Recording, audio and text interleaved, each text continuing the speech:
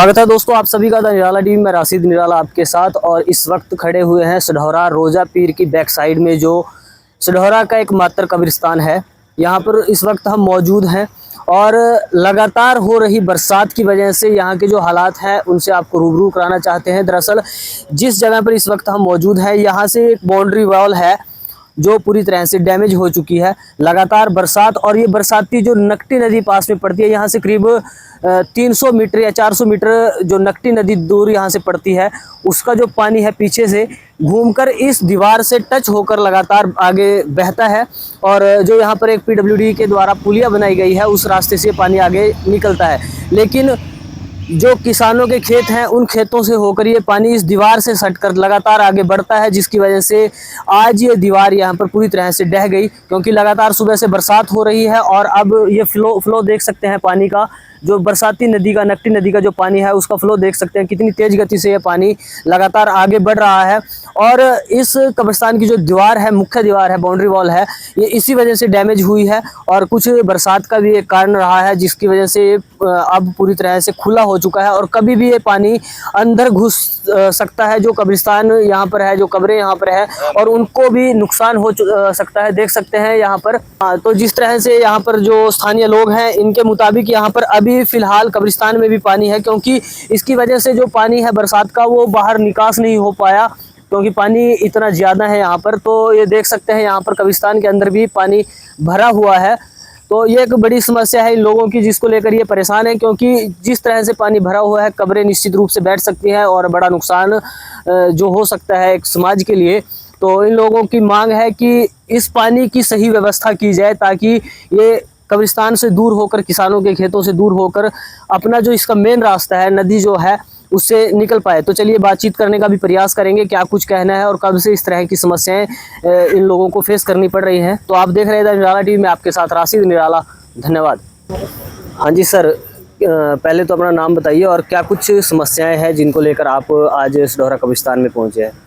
मैं शहर सढौरा का बाशिंदा नसीम जावेद जी, और मेरे साथ सत्तार जी हैं, शौकत जी हैं और एक भाई हैं हमारे यहाँ के जी। तो सबसे पहले मैं आप लोगों का बहुत बहुत शुक्रगुजार हूँ, सिटी न्यूज़ सढौरा और निराला टीवी का, कि हमारी समस्याओं को सुनने के लिए और ज़रा से कॉल पर आप लोग आए हमारी समस्या को देखने के लिए।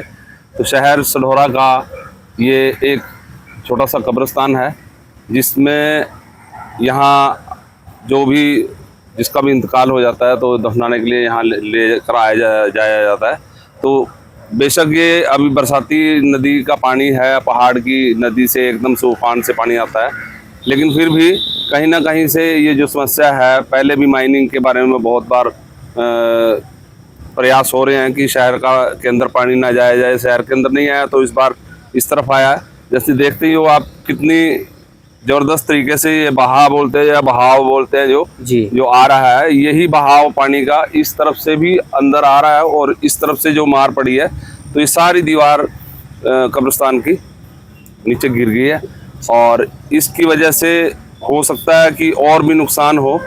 रास्ता हमारा जी और अंदर की तरफ भी पानी है, वहाँ भी पानी है।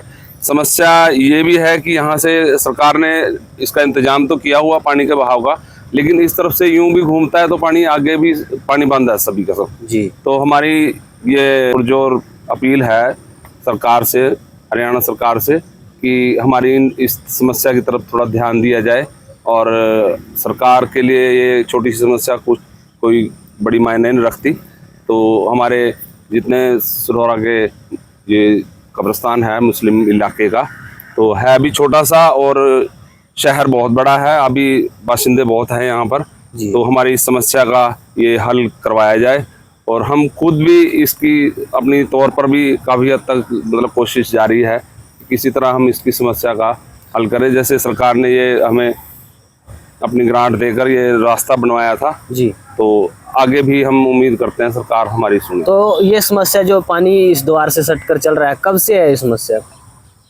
बहुत पहले से है। ये पानी तो आता है लेकिन उस तरफ घूमकर वहां से चला जाता है। हो सकता है फसल की वजह से या पानी का बहाव इस बार तेज पीछे से आया, तो वही समस्या है। तो जहां जहां साथ साथ नदी का पानी चल रहा है दीवार के साथ साथ, तो हो सकता है पहले से ही कभी से ये चल रहा हो, तो किसी साथी की जिसकी भी जमीन है वो अपनी फसल भी लेगा।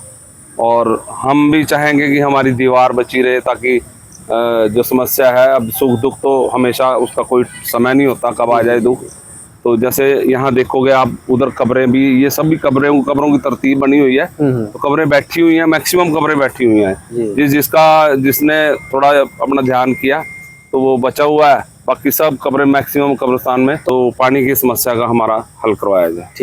जी सोच जी, आप क्या कुछ कहना चाहेंगे इस समस्या को लेकर, और क्या लगता है अगर पानी अंदर घुस गया तो क्या कुछ नुकसान हो सकते हैं? पानी अगर अंदर घुसता है तो उससे सबसे बड़ी दिक्कत ये है कि जो कब्रिस्तान की जितनी भी कब्रें हैं, काफ़ी कब्रें पहले ही बैठ चुकी हैं पानी भरने से, और अगर ज़्यादा पानी आ गया तो वो सारी ही कब्रें बैठ जाएंगी। और जो यहाँ पे सड़क बनाई गई है वो भी बैठने का खतरा है, वो भी सारी ख़राब हो जाएगी। और इसके अलावा ये जो पानी आने का रीज़न है वो ये है कि नकटी नदी का जो प्रॉपर जो निकलने का जगह थी वो एक्चुअल में वहाँ पे ज़्यादा उधर से नया निकलने की वजह से इधर आ रहा है, जिस वजह से ये दिक्कत आई है, निकासी नहीं हो पा रही है। तो हमारी तो यही प्रशासन से अपील है कि एक तो हमारी जो ये दीवार गिरी है इसको प्रशासन की तरफ से कोई ग्रांट देके दीवार बनवा दी जाए, और जो भी हमारी तरफ से, समाज की तरफ से मदद होगी हम भी करेंगे, और सरकार की तरफ से हेल्प मिल जाए तो बहुत अच्छा हो जाएगा, क्योंकि अल्टीमेटली ये नदी के बहाव की वजह से ही गिरी है। ठीक है, और आइंदा के लिए भी ये दिक्कत ना आए उसके लिए जो नदी का बहाव है, मतलब उसको निकासी को सही कर दिया जाएगा तो इधर पानी नहीं आएगा, उससे हमारी समस्या परमानेंट सोल्व हो सकती है। सर कितनी आबादी के लिए है ये कब्रिस्तान यहाँ का? ये लगभग सढौरा में जो मुस्लिम आबादी है पहले कम थी, अभी लगभग आप मान लो 2 से 3 हज़ार आबादी है मुस्लिमों की, और ये एकमात्र कब्रिस्तान है उनका। की कब्रिस्तान है, सढौरा का बोलता है, लेकिन ये आता मेरे यासीन माजरे की पंचायत में आता है।